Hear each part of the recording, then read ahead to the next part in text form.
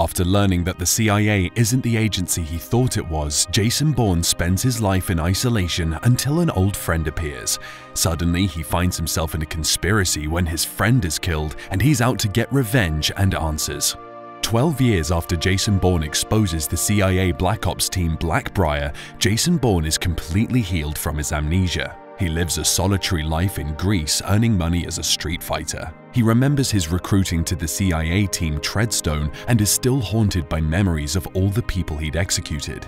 Jason Bourne keeps his distance from anyone who might recognize him, but he's still determined to find out his real identity. Elsewhere, Nicky Parsons, a former CIA Treadstone technician, enters a black site where multiple hackers are hiding. She gets a secure computer and accesses CIA Black Ops files, retrieving all the information she needs about any black operation the CIA has been involved in. She is horrified by what she learns, especially regarding Bourne and his father's involvement in some of the CIA Black Ops projects. She quickly downloads the files she needs and then burns the computer, warning everyone that her activity might land them in hot water. At the same time, Heather Lee, head of the Cybersecurity Division department in the CIA, learns of Nicky's intrusion.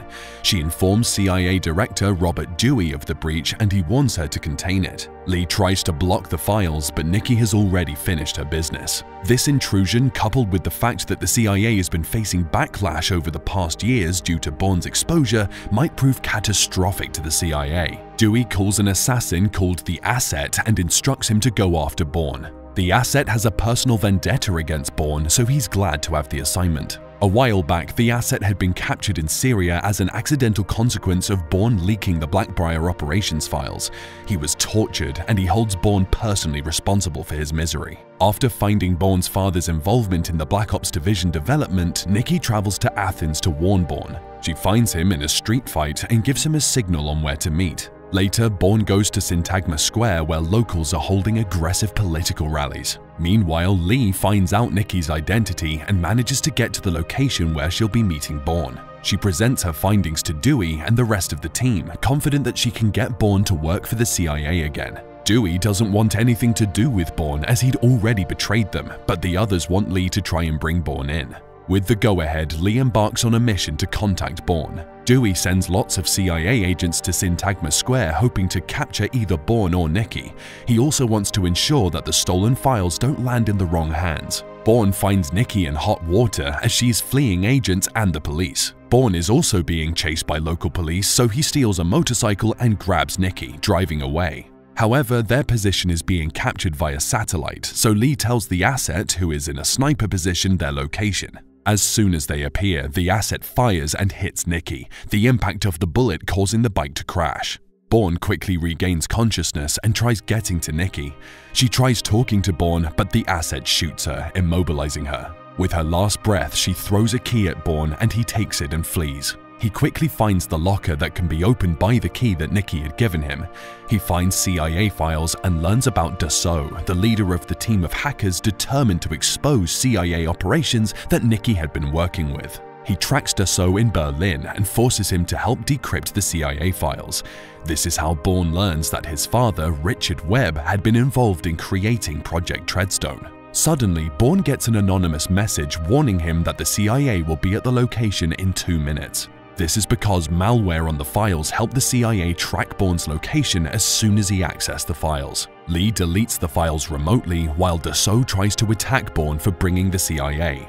However, Bourne escapes the area and starts looking for Malcolm Smith. Malcolm is an ex-Treadstone operative whom Bourne believes holds more answers about his father's involvement in Treadstone. He calls Malcolm and initiates a meeting in London. Dewey and his team learn about this, and Lee feels this is her chance to speak with Bourne. She hopes to gain his trust and bring him back to the team. Lee has a meeting with Russell, the head of national security, and convinces him to let her try talking with Bourne. She feels that Bourne is dangerous to have as an enemy, so it's better to have him on their side. Russell commissions the plan, giving Lee everything she needs to make it possible for Bourne to come back. Dewey doesn't like Lee's plan, so he sends the Asset to eliminate Bourne and Lee's team. Bourne meets up with Malcolm, but the latter refuses to talk. He's wearing an earpiece connecting him to Dewey, who warns him against speaking to Bourne. Bourne threatens him repeatedly until he confirms that Webb was indeed involved in the formation of Project Treadstone. However, he learned that the CIA wanted to recruit Bourne as one of the assassins. He vehemently refused to let his son into the team, so the CIA arranged for him to get killed in a car bomb. They blamed this on terrorists, motivating Bourne to join Treadstone so he could get vengeance for his father. Bourne is disturbed to learn all this, but suddenly the asset appears on the roof. Bourne uses Malcolm as a human shield and the asset executes him. Now, Bourne also has a vendetta against the asset as he'd been the one to plant the bomb that eliminated his father. Bourne escapes the asset for the time being and manages to leave without getting caught by the CIA. Bourne meets up with Lee, who also feels uncomfortable with how Dewey has been operating over the years. She feels that a lot needs to change in the way the CIA handles things. She tells Bourne about a convention in Las Vegas, asking him to go there. It turns out that Dewey has a meeting with Aaron Kalor, the face of corporate social responsibility in the internet age. Kalor is the CEO of a social media giant, Deep Dream. His new invention will provide more security and privacy to internet users. However, Kalor had been initially funded by Dewey with an arrangement that he would let the CIA use his invention. Dewey intends to use the innovation to help his latest beta team, Iron Hand. The technology will allow him to gain mass surveillance all over the world. He believes that Iron Hand will yield better results, seeing that it's a team of ruthless assassins allowed to kill anyone, even innocent people, so long as they get their target. Kalor changes his mind about working with the CIA, causing Dewey to ask the asset to assassinate him. Dewey also learns that Lee had been the one warning Bourne about the CIA presence, so he tells the asset to assassinate her too. Bourne arrives at the convention and learns of the assassination attempt. He changes the direction of the spotlight, causing the asset to miss his shot. He then tracks Dewey and chases him, determined to get revenge for his father's death and for a lifetime of manipulation. He corners Dewey in his hotel suite and asks him about his father's involvement in Operation Treadstone. Dewey confirms that Richard had initiated the Operation Treadstone. However, he suddenly grew a conscience when he learned that the CIA wanted to recruit his son. Consequently, Dewey arranged for the asset to murder him. Bourne is angry because he'd volunteered to be an operative, believing he was doing right by his father. Dewey mocks him, saying that Bourne volunteered because he wanted to.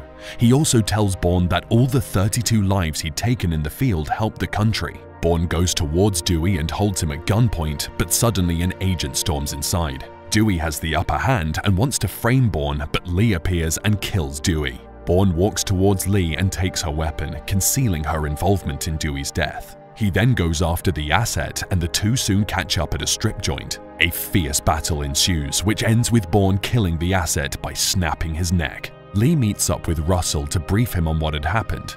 Since her involvement in Dewey's death had been concealed, she volunteers as the new head of the CIA. She tells Russell that she intends to bring Bourne back, but she will not hesitate to kill him if he refuses. She also claims that due to what they've gone through, Bourne will most definitely come on board. Lee then meets with Bourne and gives him a star engraved with his father's name. She feels sorry about what he went through, including having his father die in his arms. Lee explains that although the agency has been corrupt in the past, there is a chance of renewal. She invites him back to the CIA, promising to make it what he always thought it was. She also appeals to his patriotism. He asks for some time to think about it and walks away. As soon as Lee gets back to her car, she finds a recording of her conversation with Russell, meaning that Bourne knows he cannot trust her. Lee sits in regret, knowing that she's lost her chance with Bourne. Bourne walks away and disappears.